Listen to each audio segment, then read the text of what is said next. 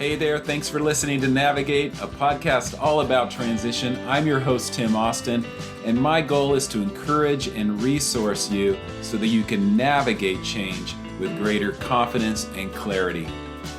Transition is a place where everything seems uncertain and up for grabs, especially when accompanied by loss. And in this episode, we're going to have some real, raw conversation around grief and loss with my guests, Matt and Kari Perkins.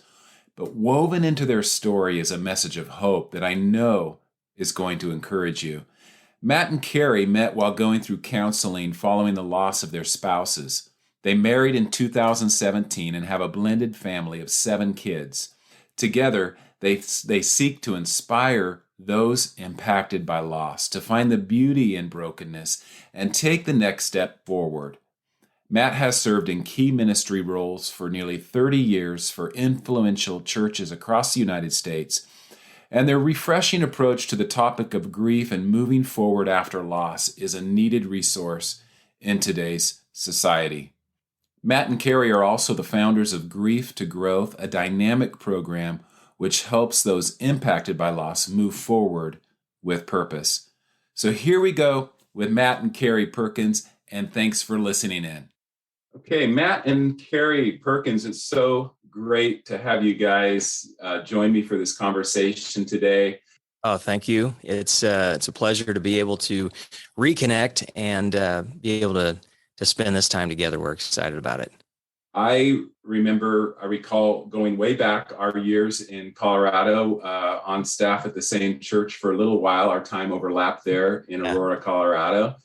And we didn't get to know each other too well at that point. And then all these years have passed, and all these wanderings, this journey. I mean, it's taken me and my family all over the globe. It's taken you to different places, and here we are reconnecting after all these years. So it's fun. It's exciting. That's awesome. Good. Well, I would love for my listeners to hear a little bit of the backstory from you guys. Tell us a little bit about who you guys are and what you do, and maybe some of the context, what brought you to this place. Yeah. Well, again, thanks, Tim, for the opportunity for us to be able to share with your listeners. And, you talk about transition and coach people in transitions, and it seems like both of our lives have been one big transition that has continued in over the years. Going back to in Colorado, we were on staff and then moved to Green Bay, Wisconsin. Was there for about 12 years, then was in Orlando, Florida, and served most all of my, ministry life has been as a worship pastor. And, God had blessed me and my wife, Mary Beth, with 2 daughters, and we were serving in ministry and everything was going great. And then moved to Fresno, California in 2014. And it was one of those times that we knew God was leading us in a transition, even confirming that through our 2 daughters. But it wasn't something that we were, seeking out or anything. We were happy in ministry. We were part of a great church, and still felt that there was a need for this transition of, God was definitely leading us. Shortly after we moved here to Fresno, my wife, Mary Beth, we noticed some changes in her health and went in to go to the doctor and just establish care and get all of that going. And she was diagnosed with triple negative breast cancer. And it was 2 days before Christmas. Here our first Christmas season here in Fresno at the church. So, you're dealing with transitions of a cross-country move, getting to know people, all of that. And then, here we are hit with this. And she went into aggressive treatment starting in the January of 15. And then, we had great treatment, great doctors, and God chose to heal her in a different way than what we had prayed. And in July of 2015, she passed away. And so that was the early part of our journey. Now, Kari, who's also walked through loss, but that was kind of a different side of that, both here in Fresno. Mm-hmm. So, yeah, my late husband and I were. He was on staff at a church across town from where we are in Fresno, and he was the children's pastor. So we served there for several years, and we have five boys. And one morning, Sunday morning, he was speaking to our adult service about our children's building that we were in the middle of building. And it was the first of 4 services, and he walked off the stage and collapsed, and ended up, they tried to help him, and he ended up passing away from a heart attack, which was out of the blue, no warning. And so that was a shock to our life, to our church community, family, where he, served several hundred children. And so that was just a huge impact for our family. And so that's what happened. What was the span time between these 2 events and these 2 major losses for you guys? Yeah. So Mary Beth passed away the end of July of 15, and then Eddie passed away on November 22nd. November 22nd. So we were just a few months apart. And, I didn't know their family. We were serving in different parts of the town and the community. But one of our staff members, it was, we were in service, and one of the staff members had just texted me. He was like, "Hey, do you know Eddie Crane over at North Point? He suddenly passed away." And it was on a Sunday morning. We were in church, and I remember even at that time of just going, "Oh my gosh," just here 2, significant churches in as far as their community impact and different things in this town, and both experiencing the loss of, staff members. And we actually met the following year because we were going to the same counselor. And so myself and my daughters were seeing a counselor, and Kari and the boys were also seeing that same counselor. And so we really connected based on kind of the bizarre nature of our lives and kind of our worlds. And Kari was involved in worship ministry there. And so we kind of just really were talking about, can you believe how life and how stupid our life is?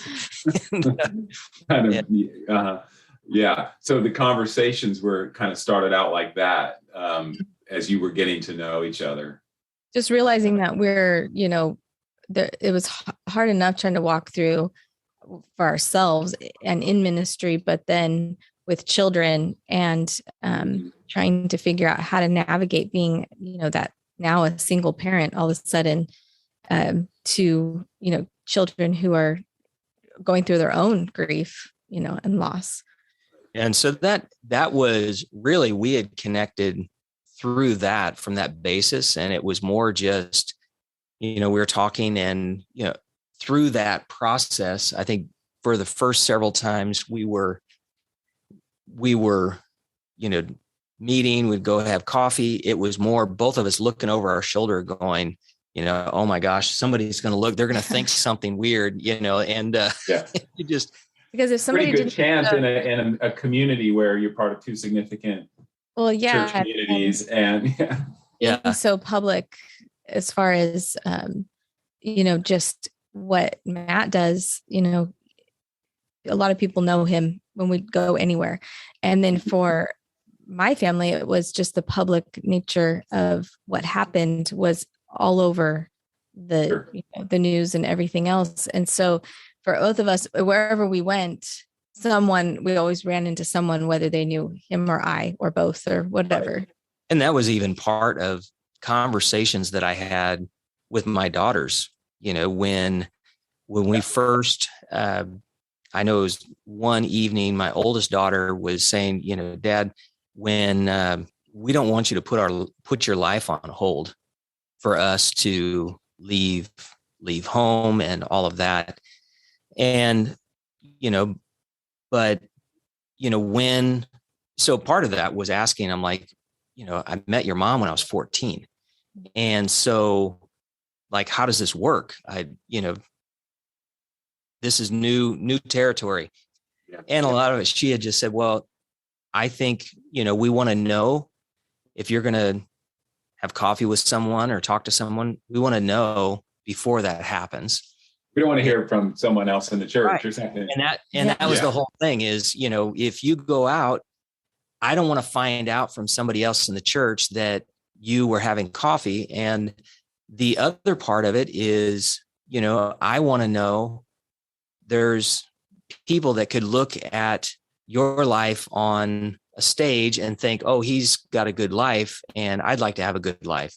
And so I want to know what their motives are. Is it just, for whatever? And so, the girls we had a lot of open conversations about that and tried to navigate that transition in our lives as carefully and strategic as we could, because it's not just for us. There are 7 kids who are navigating loss in addition to ours. I know firsthand what it's like to walk through loss. My dad suddenly passed away from a heart attack when I was 14.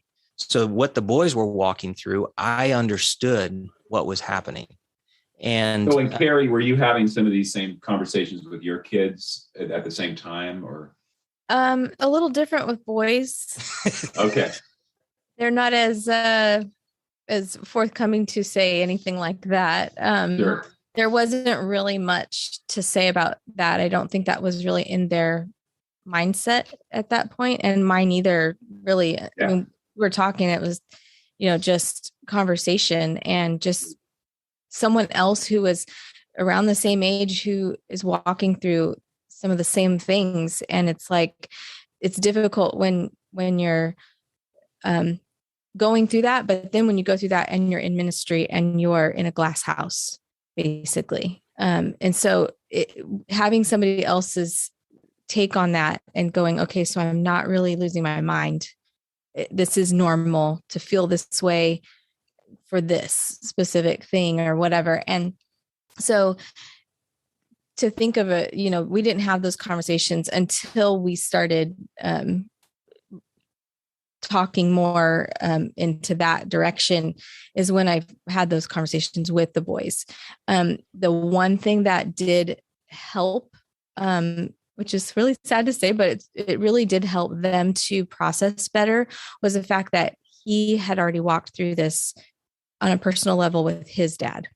And it was almost identical to not necessarily the situation, but I mean, he suddenly died, and that whole thing really impacted my kids to know that he wasn't going to try to replace their dad or try to, push their dad out of this, out of our lives. And now he's going to come in and be dad.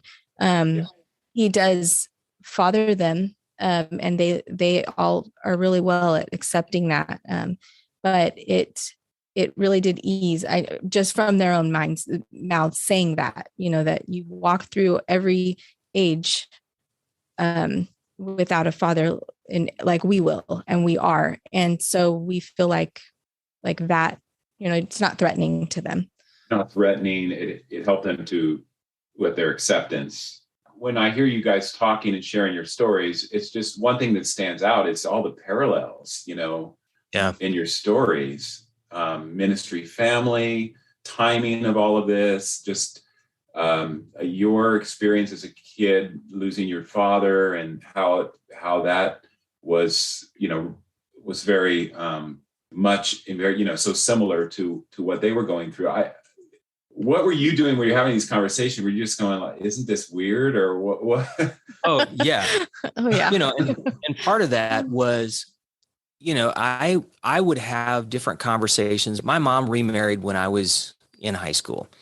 And so I'd walk through that that process as well. He was a lot older than my mom, and I was the youngest of 6 kids, and I was the only one at home. But we have 5 boys and a girl, and my siblings, and so there were a lot of parallels, even in my mom and myself in our lives. And when she was around the same age when my dad died as I was when Mary Beth passed away, and all of these, and I've talked about, that when we've talked in different areas, is I didn't really know per se, you don't read ahead of time a manual on what you're going to walk through and how to respond.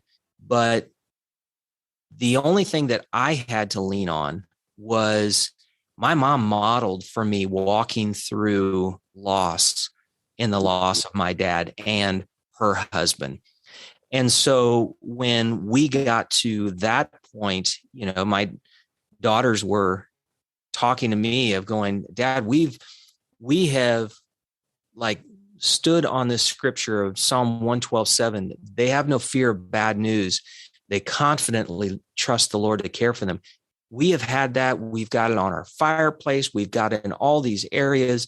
And we've stood on this scripture. And now this is what's happening. Like, how do we know God's going to care for us when he's not even answering our prayers and what we're asking for? And I think for that moment, it's responding to them of going, one, I know that he will care for us. And I know that because of firsthand experience. I've walked through this, and God, even though you still walk through difficult times, you walk through tough times, that the answers that you pray for aren't always the answers that come. But you can still trust God, knowing that he has brought us this far. He brought me this far in my life, the things that I've been able to walk through. And even though there's been multiple losses in different forms, that they don't all look the same, whether it's, careers and relationships, or miscarriages, loss of parents, in-laws. We have so many different labels that make up what can be classified as loss. But the bottom line is, when we trust God with everything that we have, that's all we have to hold on to. If we resist that, then what are we left with? And so I think it's important for not only in our lives personally, the lives of those who are listening right now and people that are connected to your ministry and your coaching, is that your loss may look different than ours, but that doesn't mean that you can't make it, that you can still navigate transition. You can still walk through things, and life may look different than what you had thought it would, but it doesn't mean that God, his character has changed just because he didn't answer it the way you wanted. Good word. Yeah. Shifting gears a little bit. It's one thing to walk through loss and grief personally, which you both have done, and multiple levels and times. But it's another thing to actually let that experience form and shape you, right? Yeah. And in a way that not only forms and shapes you and develops you, but also births in you something of a desire to want to help others. So how did that come about? Well, I think it was some of the bizarre nature of our lives. And not only, when we were blending, I mentioned about it wasn't just us that was experiencing loss, but also our kids. And then we also noticed that there are friends and families with late spouses and all of these things that they were navigating this process as well. And I think when people would reach out, when you are open and transparent with what you're walking through, doesn't mean that you have to throw out all, your dirty laundry on social media or any of that, but just living life. People are watching whether you think they are or not. And I think if you're open with people and honest and saying, man, I haven't navigated this perfect. I don't have all the answers, but I do know that you can make it. And when you are expressing that to people, it's like they turn around and go, okay, I want to hear what you have to say. We aren't looking for. Yeah, I think too, to add to that is when for me personally, and I know for you as well, but for me, walking through the loss of Eddie, devastating as it is, and trying to navigate through that, and then all the ministry, within ministry too, not just in ministry, but because we had children and families in our ministry, the children's ministry, they were navigating, through the loss of their pastor, for these kids. And it impacted me to see that not only is my family grieving and we're, it was awful for us. I looked beyond that to see that not only were our extended family, our friends who are very close to us, but then the families of these, and these children were just devastated, and it was a shock to them as well, and life-changing for a lot of them, and talking with them. But for me personally, I just hate the fact that people have to walk through this and don't really know what to do. Where can I go? What do I do? And that's kind of the same things when we talk to people in our class, and just people who reach out, and you come in contact with someone who's lost someone or had a significant loss.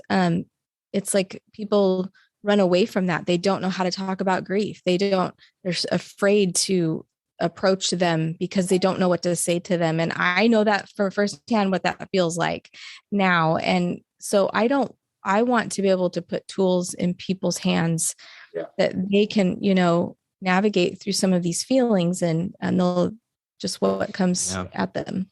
So I'm so glad you guys, you're saying this, Kari, because I want my listeners, and I want word to get out that there is support, there is resources when you're going through grief and loss. And a lot of people just don't know that, or they want to escape, like you said. And so we're going to give, share that information. And as we wrap up our conversation a little bit later, how people can find you, learn more about you, and the resources that you guys do offer. What were some of your lowest points, and how did God meet you there? Wow. There have been some, I even shared just recently, one of the times that I was getting ready in a morning, just getting ready to go into the office.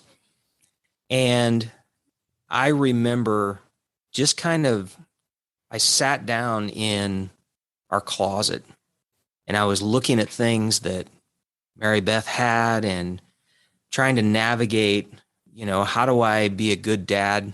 And it was just crushing me seeing them walk through this process, because I knew what they were walking through, but I hadn't, in their life, I wasn't a girl that lost the mom. And so that was crushing to me, because as a father, you don't want your kids to hurt like that, and you wish you could take it away. And then sitting in the closet one day, I was looking around and going, are you serious, God? Like, this is what my life is?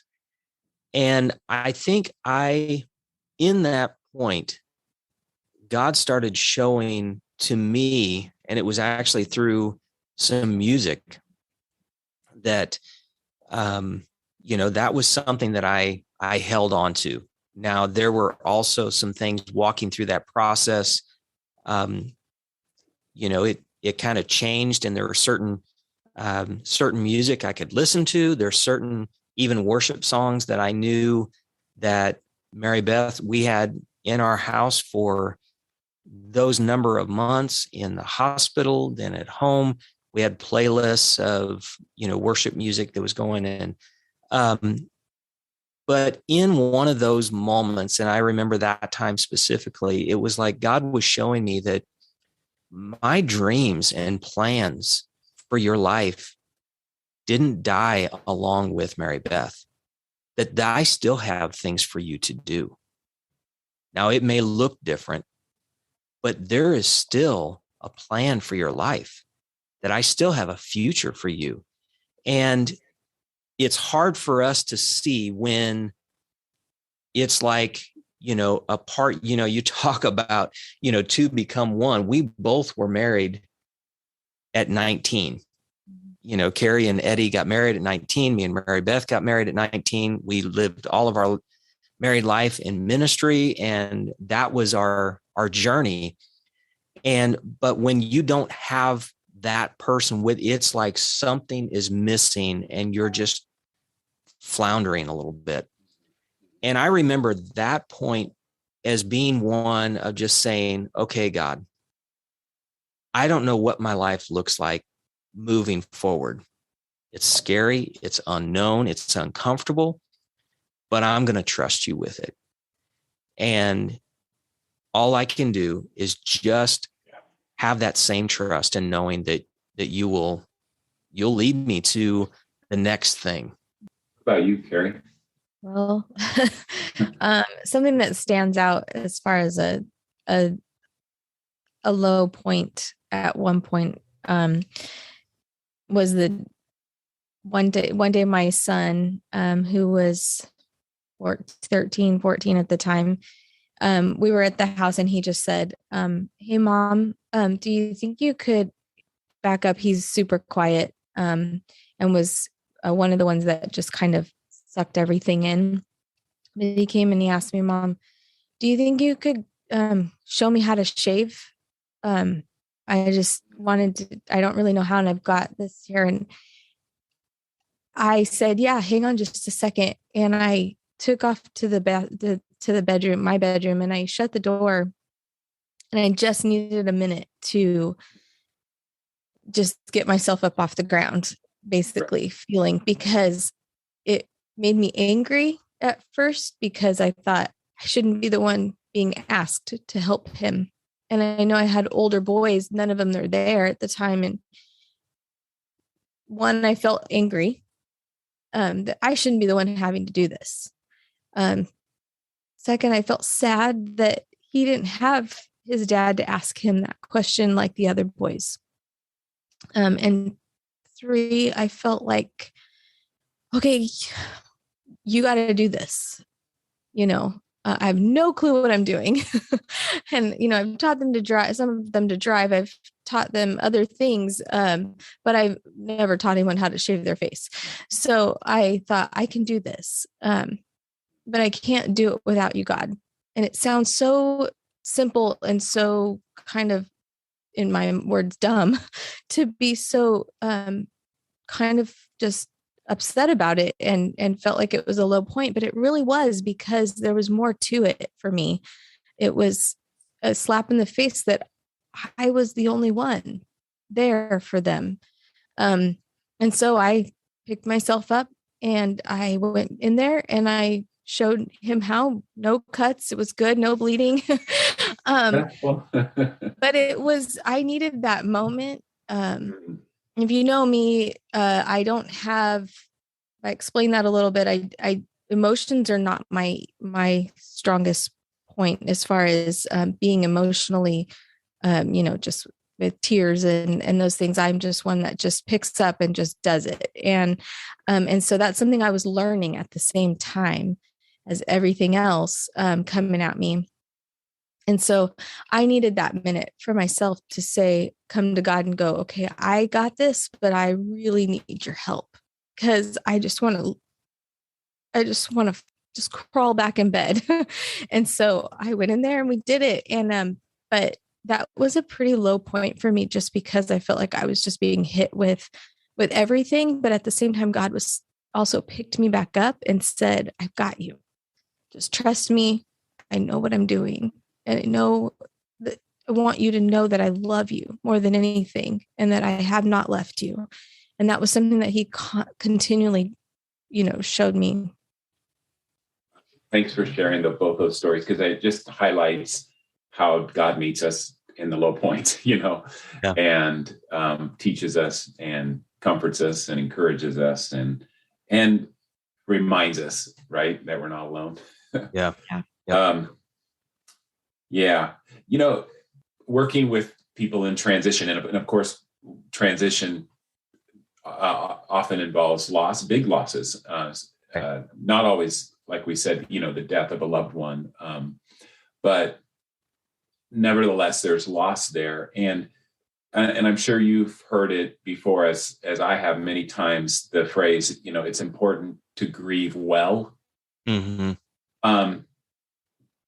But when you're talking to someone who's grieving, that's hard to, what does that mean? And yeah, can you kind of unwrap that a little bit? I think we started really as a point of going, okay, God, if we can help some people, just sharing with them, that one, you're not alone. And I think the grieving well, that phrase, yes, we all want to do well. Sometimes grieving well is making sure that you ate today, mm-hmm. that you took care of yourself, that you took a shower, that you went to bed, and then you got out of bed the next morning. Grieving well doesn't mean that you're some super griever. It means that you're just managing life with what you have today, that you take the next step. We, even when we were looking at the possibility of, okay, we're going to get married, and what do we want to do? And it became overwhelming at different times, because I'm looking at it going, okay, 7 kids, mm-hmm. a blended family of 7 kids. I don't know, do we have the capacity to pull this off? And there were so many things that were overwhelming. How do we didn't want to just get married and just walk away from all of the other ways that our lives were interweaved with Mary Beth's family, with Eddie's family, with both of our churches.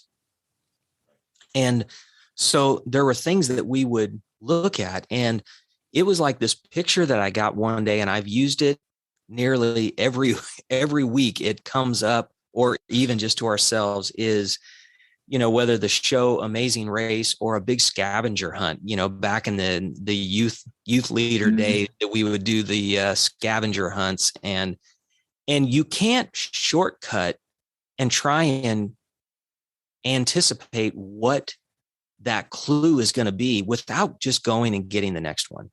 And I think for us, grieving and relating that to grief is, you can't worry about 5 steps down the road.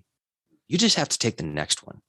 And sometimes that next one is, okay, I've got to manage some details, and I've got to, whether it's sign some papers or documents, whether it's, this is what has to be handled. We were talking with someone, out of this process, we have developed a program that is really it's a grief resource, but it really is something to help people put a personal development plan together of how to take the next step.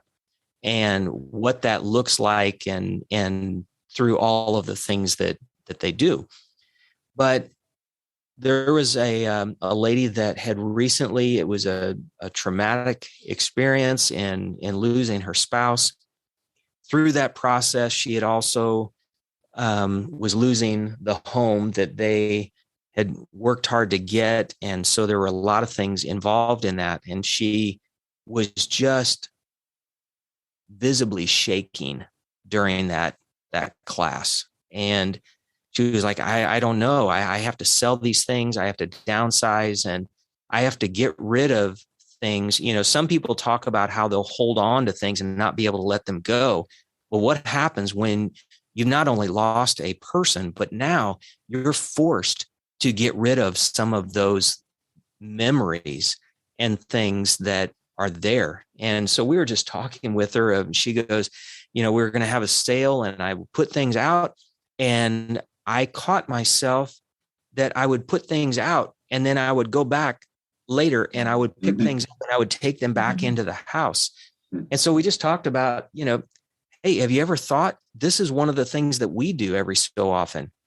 You take a picture of something and then you hold on to that picture, you know. And Kari mentioned to her, she goes, maybe you could put that in a scrapbook or something. And she just started sobbing. She goes, that's what I'm going to do. That's what we did together. My husband and I, we used to scrapbook. Now I can do this. And it wasn't, you know, she left saying, I'm going to go home and take pictures, you know, and the next week she came back and she was still upset about the fact that she still has to get, you know, forced to get rid of stuff and downsize. But she was sharing with somebody else in the class of going, you know what, you can take pictures. And it's not always about these revolutionary things. There's other people that can say what we say. I think if you are vulnerable and open with people and just saying, I don't got all my crap figured out either, but I just take the next step. And in a simple thing of, hey, here's a tool that we've used, maybe it'll work for you. And I think people will latch onto that and just go, oh, if you'll give me some practical advice and I know that you really care and want to help me, that's what people are looking for. They just want to know that they're not alone and somebody's not going to think that they're stupid because they're grieving and holding on to things. The biggest thing that we hear from people is walking away going, I think I feel better knowing that, one, I'm not alone, and that what I'm walking through is normal. Those two things, you know, any of those, you know, did I get 5 PhDs to get that stuff? No. I just told them, here's what I'm walking through and you can do this. Take the next step. And that's one of the greatest needs that we have as people, just to know that they have hope and that we're behind them and for them. Keep walking. Yeah, I love that. So grieving, this whole area of grieving well, that, thank you for sharing that, because I think that really help us put that in perspective. What does that mean? Like you said, take the next step. And it helps us have realistic expectations in times of loss, right? That, no, I don't need to be expected. I need to maybe lower my expectations to reality here. What is possible? What am I able to do at this time? Then there's this whole area of remembering. And I'm fascinated by memory, and because how it really shapes our identity. I think memory informs our identity. And I walk through, as I coach people through transition, there's always that providing space for debriefing and processing some of the past, celebrating some of the wins, grieving some of those losses, just unpacking some of that. And I guess a phrase that I'm kind of considering and thinking through is, what does it look like to remember well? And, you know, like you were saying, you're sitting there in your closet, remembering things, whatever you're remembering in time of loss and grief. What does it mean to remember well? How do you hold those hold space for those memories and yet move on? Yeah, I think those are great questions, and I love that concept and even that thought of what you're saying is the importance of remembering. For us, we have chose that we are going to fully embrace each other's lives, and so for us, it's important for us to have pictures. Actually, I'm in our office at the church, and I love this because people walk into my office that don't know our history and story, and they're looking around, and even over here they see like these two large areas of some frames, and I can usually see people's wheels turning because they see pictures of Kari and Eddie and the boys, and next to that is a picture of me and Mary Beth and the girls. And then there's pictures of us together, and there's pictures of when Mary Beth was going through treatment and some work that I did with a cancer foundation. And those are one of the big things that when people talk about when they're moving forward into a new relationship, if they haven't had a lot of those early conversations, there's several different groups, online groups that we're both a part of. And one of the early things is that comes up in relationships is people talk about, said, well, I'm seeing this guy and this might be, something great. And I'm looking forward to this, but he gets offended because I have pictures of me and my late husband, or a guy that will say she gets all, insecure because I have a picture of my late wife. And I think those are things. Here's one. I knew that I married an amazing, God has blessed me. Actually, I had a friend from college that had messaged me the other day, and he goes, Perkins, you outkicked your coverage with Mary Beth, but it looks like you did it again with Kari. And he was like, you're certainly blessed. And I am, and I know that. And, but just, I was out of town singing for an event, and it would have been Mary Beth's 50th birthday. And they sent me a picture. It was Kari and two girls that had Kari went and bought a birthday cake and some candles, and they were singing happy birthday to Mary Beth and celebrating her birthday. And that was, one of the things that I looked at and just go, thank you, God, that I can keep loving Mary Beth. Kari can keep loving Eddie.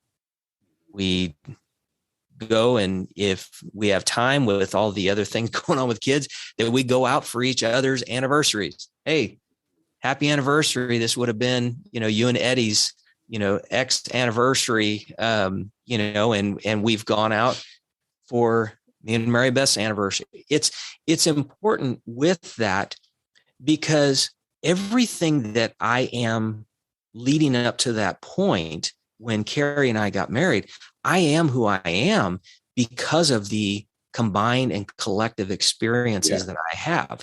And so I don't want to get rid of those memories. It's important to embrace those.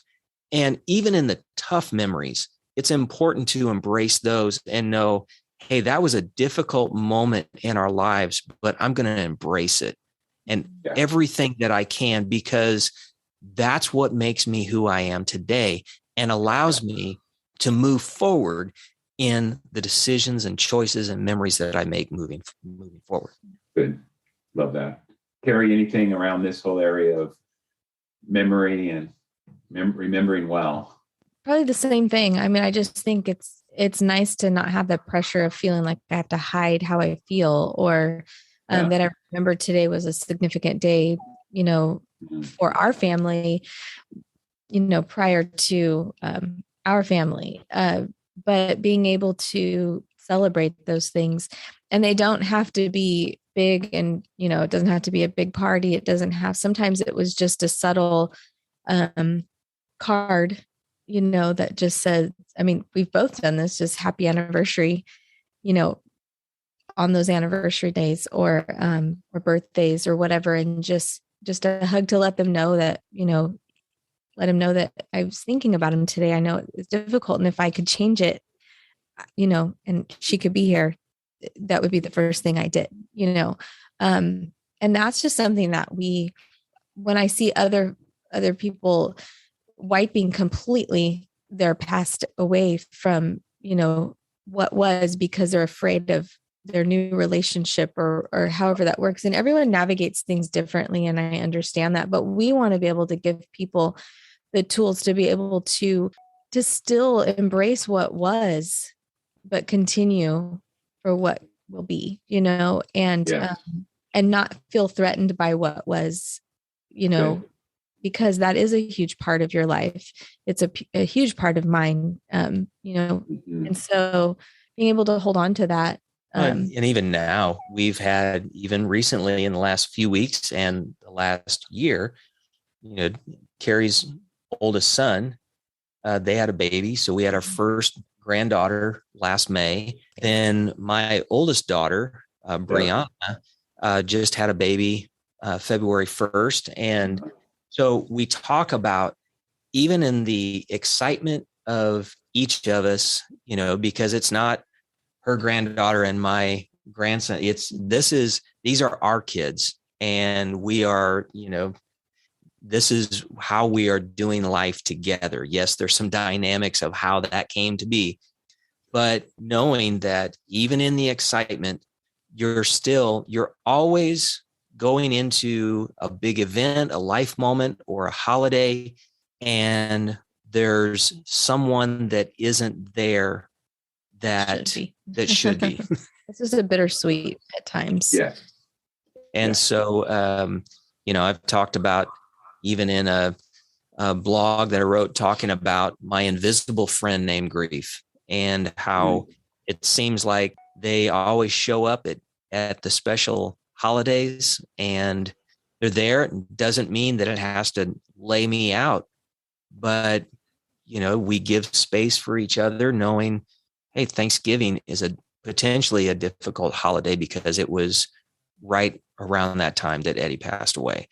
And so there's times that you give each other space and know that, hey, it's not going to be there. It's still going to be there. So embrace life's experiences, embrace the hardships, but also celebrate the wins. Yes. And because it's part of you, like you said, it's a part of you. It's who you are. Your experience and those memories around those experiences make up who we are. And to embrace that, like you guys are doing, is such a powerful testimony to the world. So thank you for what you guys do and how you're resourcing and supporting people who are going through grief and loss and transitioning through those hard moments and times and seasons. And so, wrapping up our conversation today, I'd love for our listeners to know more about how they can learn more about your ministry and your work you do, how they can find you, the different ways they can potentially be resourced by you and supported by you. So, tell us more.